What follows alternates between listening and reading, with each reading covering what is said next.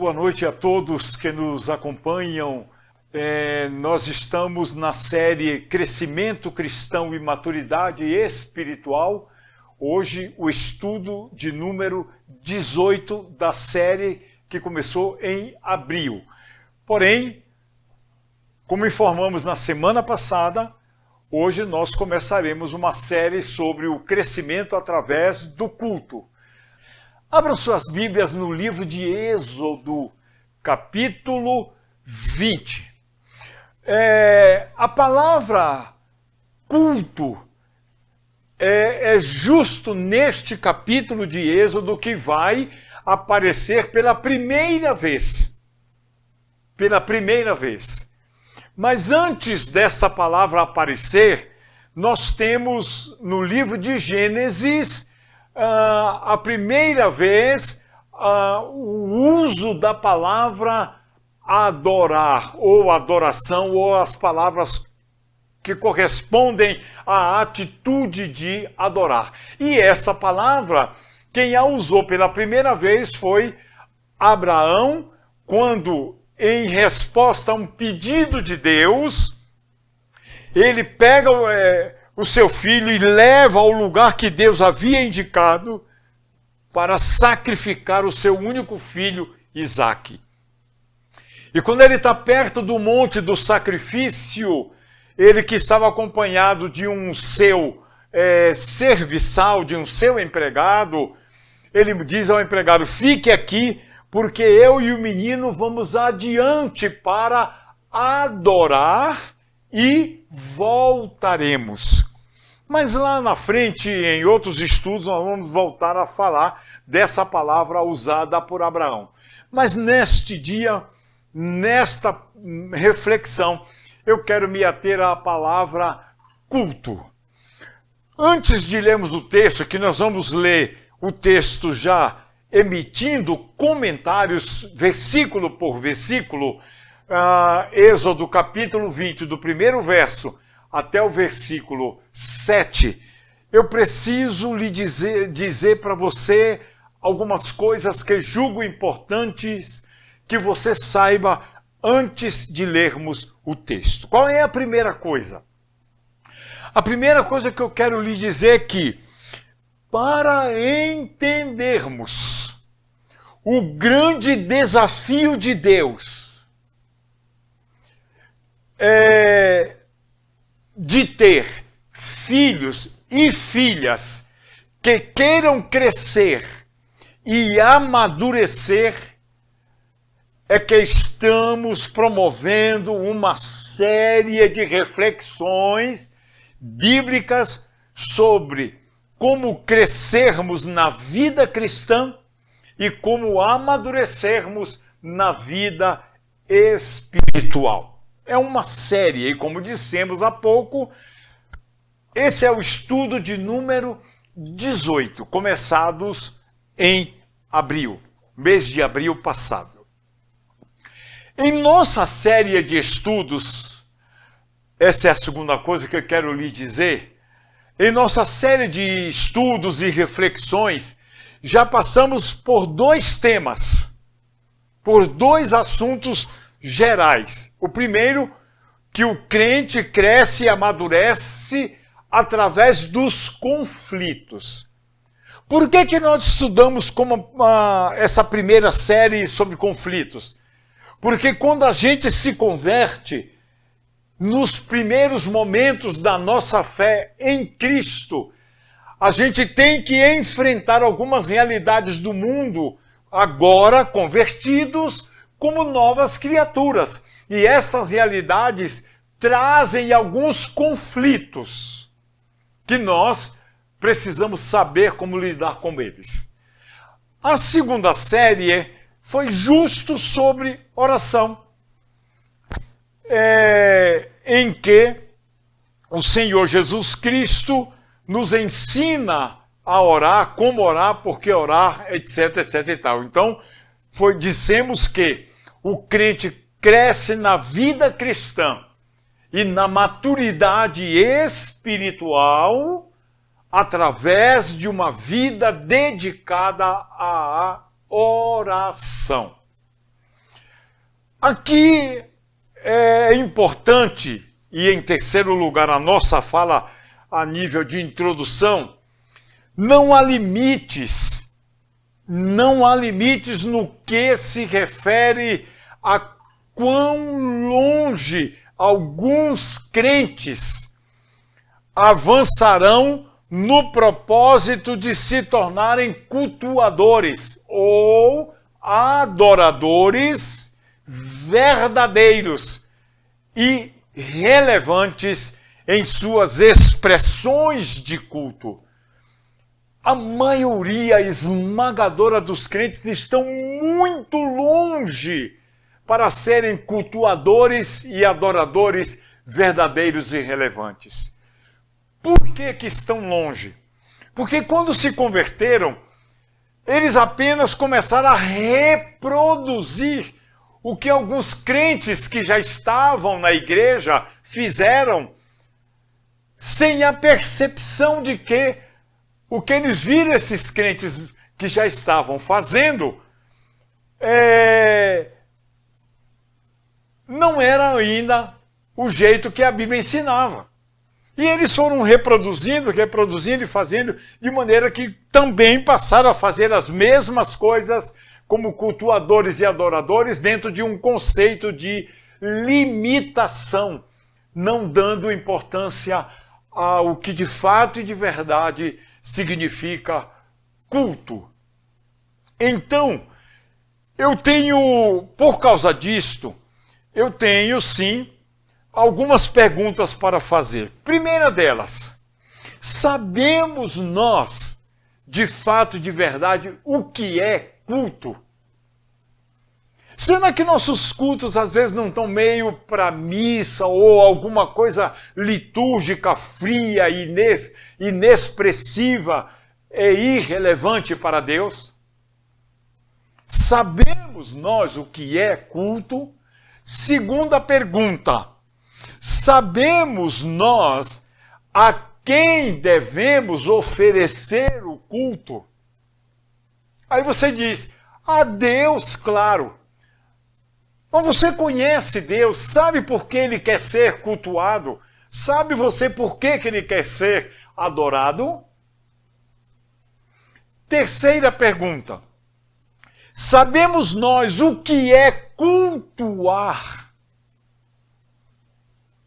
Interessante que em toda a igreja, quando termina o culto, a congregação está dividida. Alguns dizem, gostei muito do culto, foi uma bênção. Outros dizem, já não gostei do culto. Quem disse que o culto é para que eu e você gostemos dele? O culto é oferecido a uma única pessoa e é essa pessoa, que é Deus, que deve nos dizer se ele gostou do nosso culto ou não. Se verdadeiramente nós adoramos a Ele ou se nós não adoramos. Sabemos nós o que é cultuar? A outra pergunta é a quarta pergunta. Sabemos nós o que é a verdadeira adoração? Quando a gente lê o livro do profeta Isaías, capítulo 1, do verso 10 até o verso 20, a gente vai perceber que Deus diz assim ao povo de Israel: eu já estou cansado do culto de vocês, das reuniões de vocês, eu não suporto mais o que vocês estão fazendo. Então, na hora que você puder, senta aí na sua casa, abre lá no profeta Isaías capítulo 1 e leia do verso 10 até o verso 20, e você vai ter uma percepção que Deus está sempre avaliando o que somos e o que nós fazemos. Sabemos nós o que é a verdadeira adoração? Quinta e penúltima pergunta. Quais os elementos do culto no Novo Testamento? Ou seja, quando a igreja se encontra para cultuar, de que se compõe um culto no Novo Testamento? Por que eu estou chamando a atenção para o culto no Novo Testamento? Porque ele é diferente do culto do Velho Testamento. Conquanto nós saibamos que o culto do Velho Testamento nos fornece algumas bases para estabelecermos os critérios, os aspectos e os elementos de um culto cristão, um culto no Novo Testamento. Então, sabemos quais são os elementos do culto no Novo Testamento. Sexta e última pergunta. Culto é uma questão de forma, de liturgia, ou é uma questão de essência? Ao longo dos nossos estudos, pretendemos dar respostas a todas essas 6 perguntas. Porém, eu já lhe diria de antemão que as respostas a essas perguntas nós teremos na medida que nos aprofundarmos em um estudo biblicamente sério, biblicamente responsável. Na série de estudos que estamos iniciando sobre crescimento cristão e maturidade espiritual através do culto cristão, pretendemos refletir com você se você entende o que é cultuar e o que é adorar. Como dissemos há pouco, o nosso texto básico de hoje é Êxodo capítulo 20, do primeiro verso até o verso 7. Esse é o texto que nos fornece os elementos fundamentais do culto, levando em conta que os judeus ainda não eram uma nação. Quando estavam no deserto do Sinai, voltando do Egito para a terra da promessa. Eles não eram ainda uma nação. Era uma grande família de milhares e milhares de pessoas, e que você se lembra que quando desceram por causa da fome na época de Jacó, eles eram um pouco mais, provavelmente, que 60, 70 pessoas. Agora estão voltando com milhares e milhares de pessoas 400 anos depois. Eles não conheciam a terra da promessa. Eles jamais tinham colocado seus pés, porque todos tinham nascido no Egito. Então, quando eles estão voltando, eles eram uma grande família dividida em 12 tribos com um sistema patriarcal de liderança. Eles não conheceram a terra da promessa, a terra de Canaã. Então vamos à leitura do texto, porque esse é o texto que vai nos dar as primeiras informações sobre culto. E como eu disse, nós vamos ler versículo por versículo, comentando cada um numa pequena frase, se nos aprofundarmos, porque o aprofundamento começa a partir da próxima semana, do próximo estudo. Êxodo capítulo 20, versículo 1. Falou Deus todas estas palavras. O que esse versículo 1, o que é que destacamos nesse versículo 1? O culto é uma instrução que saiu da boca de Deus. Não é uma coisa humana, de origem humana.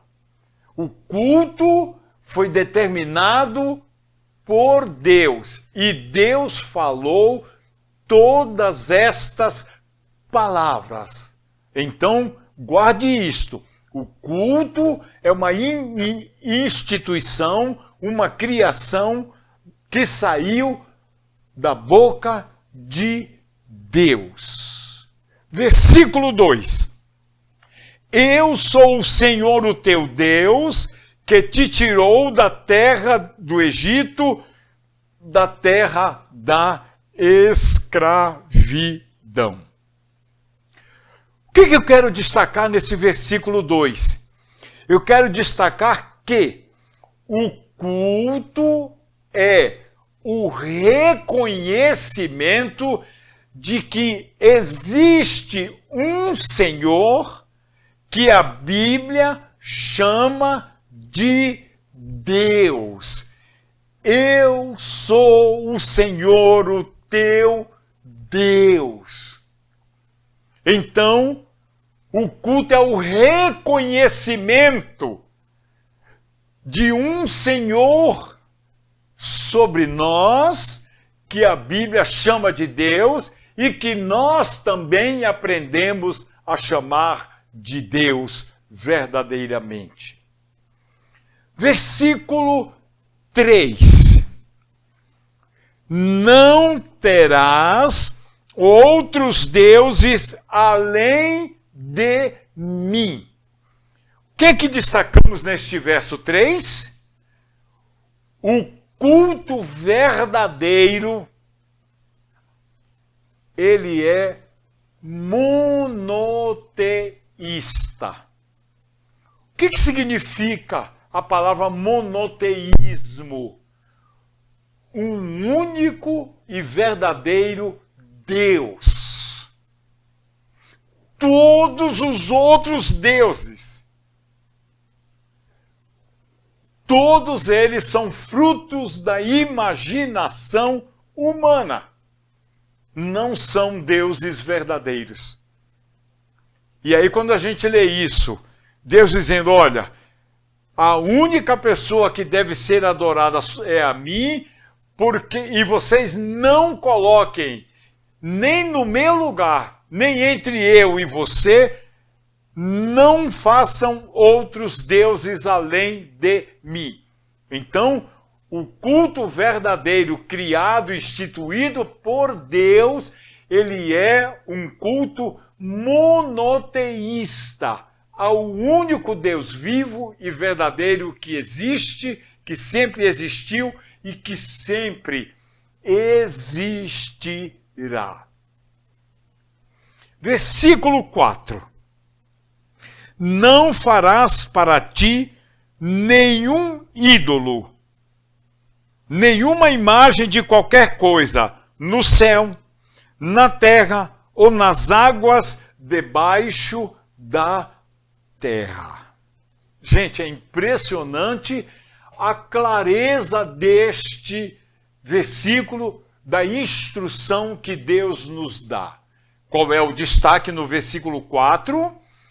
É que o culto não pode ter ídolo e nenhum tipo de imagem.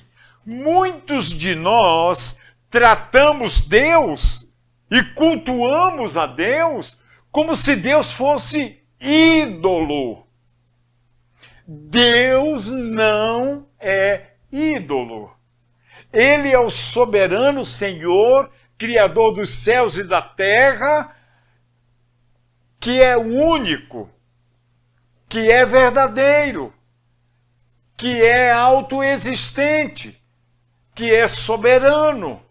Então, o culto não podemos tratar Deus como ídolo e nem devemos construir imagens de escultura, nem de anjos, nem de animais, nem de répteis, nem de seres humanos. Não farás para ti nem ídolo, nem imagem de qualquer coisa, no céu, na terra, nem nas águas debaixo da terra.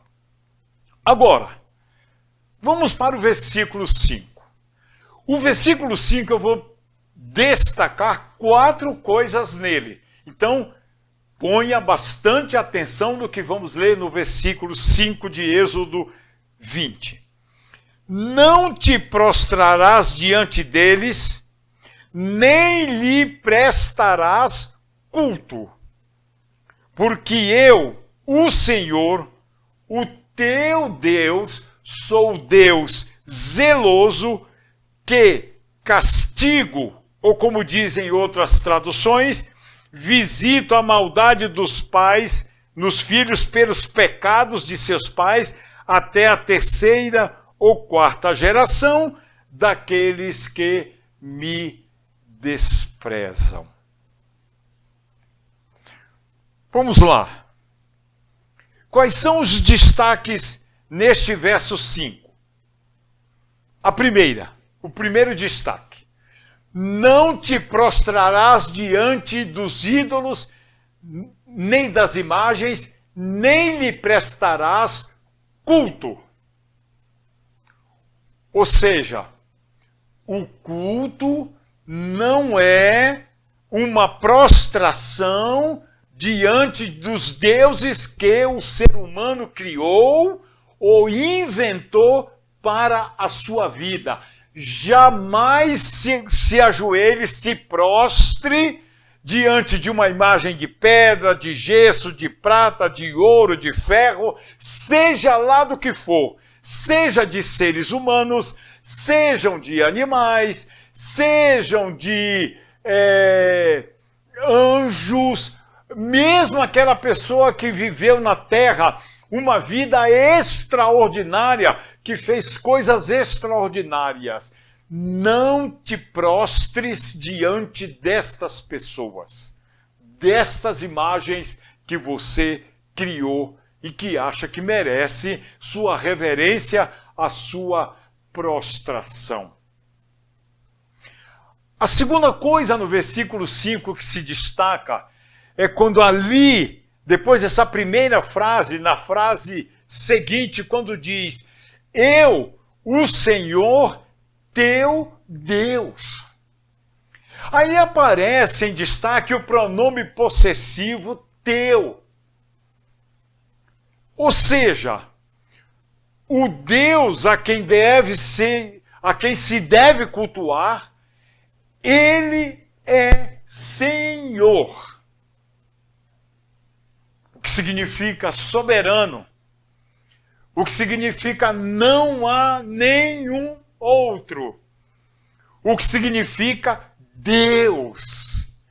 Eu, o Senhor, o teu Deus. Ou seja, eu sou aquele a quem você pertence. Então cultue a mim, elogie a mim, renda-se a mim, prostre-se somente diante de mim. Terceiro destaque no versículo 5. Sou Deus zeloso. Eu fiquei muito tempo pensando nesta expressão. O que é que poderia estar por trás da expressão Deus dizendo que ele é Deus zeloso? O que se destaca nessa expressão? O Deus a quem devemos cultuar não é qualquer um Deus. Ele é o Deus, não é um Deus. Zeloso. O que está por trás da palavra zelo? Por trás da palavra zelo está uma atitude humana. Aplicando-se a palavra a nós, quando é que nós zelamos por uma coisa? Zelamos pela pureza, pela limpeza, zelamos pela verdade, zelamos pela conduta adequada. E Deus, quando Jesus, lá em João 4, disse, versículos 23 e 24, Jesus disse que Deus busca os verdadeiros adoradores, é porque ele parte da premissa que há falsos adoradores, que não são zelosos, que não são adequados, que oferecem a Deus o que Deus não quer, que Deus rejeita. Aí a gente trata Deus como se Deus fosse um ídolo. Ídolo aceita qualquer coisa. Ídolo, enfim, é aquilo que nós já sabemos, mas nós vamos voltar a esse assunto lá na frente. Sou Deus zeloso, ou seja, eu não me misturo com o que não é zelo. Não aceito qualquer coisa, como alguns crentes costumam dizer, eu fiz para Deus, como se Deus aceitasse qualquer coisa. Volte ao texto de Isaías que mencionamos há pouco. Vai também lá em Malaquias capítulos 1 e 2 e você vai verificar que Deus não aceita qualquer coisa de qualquer jeito. Em quarto e último lugar, no verso 5, o destaque é quando diz que Deus diz que castiga os filhos pelos pecados dos pais até a terceira ou quarta geração daqueles que me desprezam. Àquela época, o que isso quer dizer é que o Deus a quem devemos cultuar é santo. Se você pretende cultuar a Deus sem santidade de vida, a maldade que você está fazendo contra a pessoa de Deus recairá sobre o seu filho, o seu neto e até sobre a sua quarta geração, que provavelmente é o seu bisneto. Por quê? Porque o Deus a quem devemos cultuar, ele é santo. No capítulo 6 do livro do profeta Isaías, Isaías disse, Santo, Santo, Santo é o Senhor dos exércitos, e toda a terra está cheia da sua glória. Da sua glória. Versículo 6. Nele, a gente vai encontrar 3 instruções. O que diz o versículo 6? Ele diz assim. Confira aí na sua Bíblia. Mas trato com bondade até 1000 gerações aos que me amam e obedecem aos meus mandamentos. Isso é um contraste com uma coisa que está no verso 5. O verso 5 diz que Deus visita a maldade dos pais nos filhos até a terceira ou quarta geração. Num sentido inverso, trocando o que ele disse no verso 5. Aqui no verso 6 diz que Deus visita as gerações daqueles que são verdadeiros adoradores até 1000 anos. Até 1000 anos. Ou seja, 1000 gerações, perdão. Ou seja, olha o tamanho da responsabilidade que os pais têm como verdadeiros adoradores.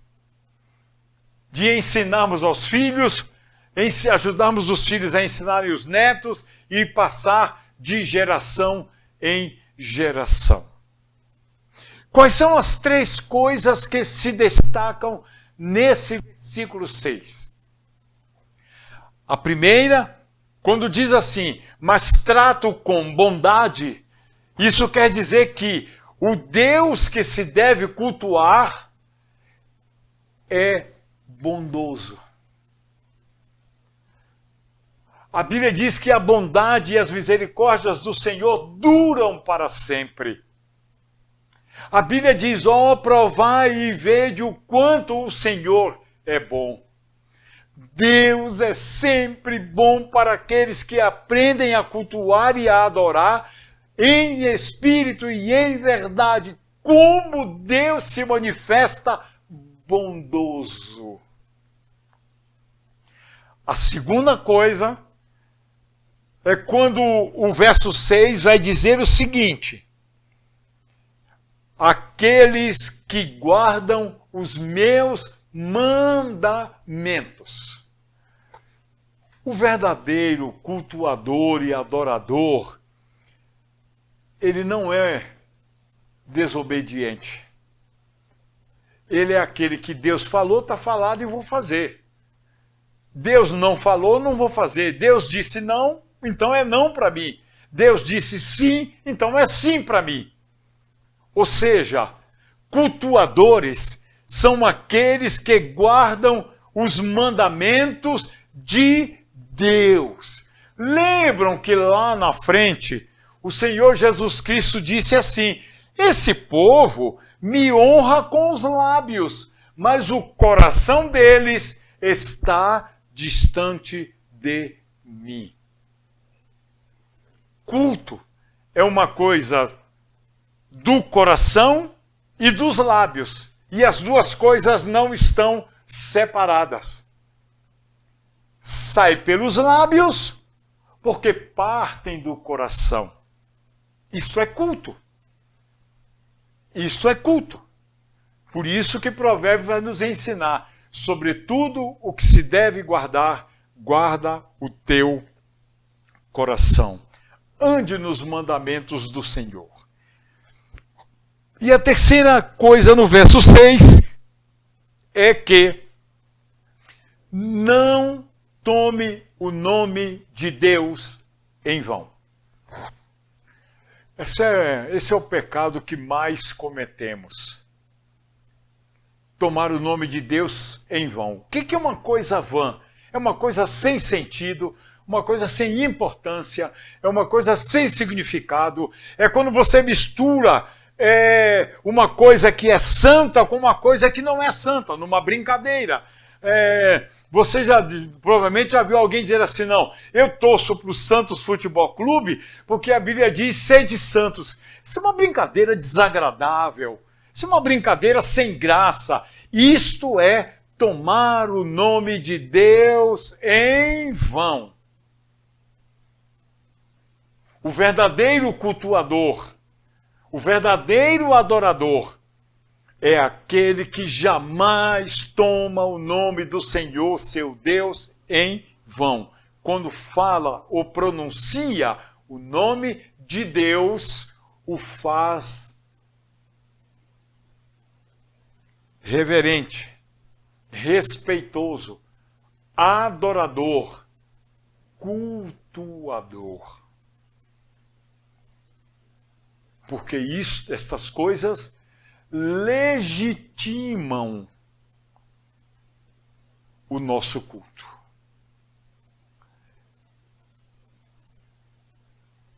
Finalmente, versículo 7. Não tomarás em vão o nome do Senhor, o teu Deus, pois o Senhor não deixará impune quem tomar o seu nome em vão. Uma outra tradução diz: o Senhor não terá por inocente aquele que tomar o seu nome em vão. Meus queridos, olha o tamanho da responsabilidade. O que isso quer dizer? É que ninguém pode argumentar, ninguém pode dizer que não sabia que o nome de Deus é tão santo que não pode ser tomado em vão. E a segunda coisa é que o texto diz que Deus disciplinará quem tomar o seu nome em vão. E aí você pode já estar perguntando, mas que disciplina vem sobre quem toma o nome de Deus em vão? Isso vai ser objeto de nossos estudos mais para a frente. Essas bases que nós encontramos aqui em Êxodo, capítulo 20, do primeiro verso até o verso 7, as bases do culto, da adoração, como definidas e orientadas pelo próprio Deus,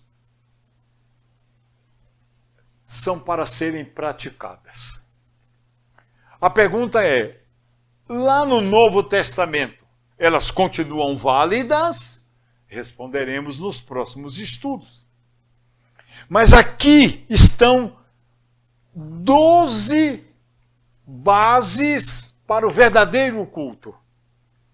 O culto como definido por Deus, como pedido por Deus, como exigido por Deus, o culto verdadeiro a Ele, à pessoa dele. Na próxima semana, dia 13 de agosto, seguiremos com o nosso segundo estudo. Porém, o estudo de hoje já nos ajuda e muito a consertar ou a ajustar nossos motivos, nossos critérios, nossos princípios e nossos valores quando cultuarmos a Deus. O culto é um momento ou um culto é uma vida? Responderemos na sequência dos estudos. Eu quero então desejar que você durma bem essa noite. Antes de fechar os seus olhos, releia o texto. Pegue esses 12 critérios, reflita sobre eles, leve-os para dentro da sua família e traga-os para o seu culto pessoal e particular. Até o próximo estudo. Que Deus te abençoe, que Deus te guarde. Eu quero ter um momento de oração com você. Antes de cantarmos a última música e encerrarmos o culto, eu quero orar por você. Eu quero orar por você e por sua família. Eu quero orar pelos enfermos e nós temos ainda que todos juntos insistimos e persistimos em interceder a Deus. Vigiai e orai para que não entreis em tentação. Orai sem cessar. Baixe sua cabeça, feche seus olhos e oremos ao Senhor. Pai amado, nós lhe buscamos mais uma vez em oração, porque o Senhor e somente o Senhor é Deus. E nós reconhecemos isto. Mas também porque tu és o único Deus vivo e verdadeiro que tem todo o poder nos céus e na terra. Ó Deus, nós lhe pedimos a manifestação do teu poder naqueles assuntos que glorifiquem o teu santo nome. Naqueles assuntos que, se tu vires motivos para que o teu nome seja honrado, para que tu sejas adorado e cultuado, o que nós lhe pedimos é que tu te manifestes sobre estes assuntos. Lhe pedimos pelos outros enfermos aqui da nossa igreja, que tu conheces e tu sabes Também lhe pedimos pelos desempregados. Pedimos por aqueles, ó Deus, que estão com dificuldade financeira, fruto desta crise de pandemia. Nós lhe pedimos, ó Deus, pelos projetos de vida pessoal e familiar, e até mesmo profissional que alguns dos queridos irmãos da nossa igreja têm. Nós lhe pedimos a manifestação da tua graça e do teu poder na vida daqueles nossos familiares que ainda não reconheceram o Senhor Jesus Cristo como seu Salvador e como seu Senhor. Muito obrigado pelas bênçãos na vida de cada um dos irmãos e irmãs. Que sejamos capazes de reconhecer que o Senhor é o abençoador da nossa vida, é o galardoador da nossa vida. Lhe pedimos que tu nos dês uma boa noite de descanso e paz. Escuta, Senhor, e responde às nossas orações. Que oramos em nome do Senhor Jesus Cristo. Amém e amém.